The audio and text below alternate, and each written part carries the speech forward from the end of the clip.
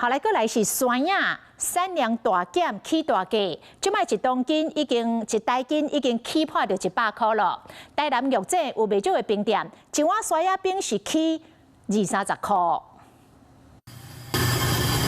山亚冰袂输制作冰山，顶面个放一块一块的山亚，带冰食入嘴拢是水果的香味，规身躯佫会冷叽叽。台南玉井是山亚主要产区，当地山亚冰真有名，真侪游客拢是来食冰的。不过这山亚冰袂起价咯。今年真的涨得太扯了！基本款的山亚搓冰、雪花冰，过去细碗一碗80块，即马爱170块。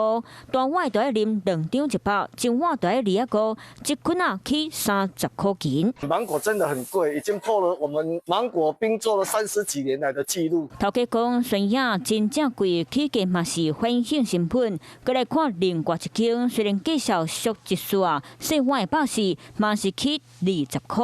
价格是这几年来是最高的，因为主要是芒果的产量确实减少。头家讲，若起价数量嘛无讲真济，实际来到市场了解。因为今年气候的问题，产生因的量变少，水果变贵。摊商拢目头角角，真无奈讲受到气候影响，今年山亚的产量有影真少，介绍当然贵。即马水的一台斤。因来到咱市场上少拢爱85起跳。来看今年山亚的产量，主要产区台南玉井、甘南村、两三城，炮货市场交货量是过去同期平均的1/10，进货量才会直直起。亲像金红过去每台斤30块，即马爱100，若爱文实惠，每台斤70起到120块，计销是30年来同期上济。而且若计销标悬，冰店拢伫抢山亚的货。嘛拢怨叹讲有钱嘛无一定吃会着。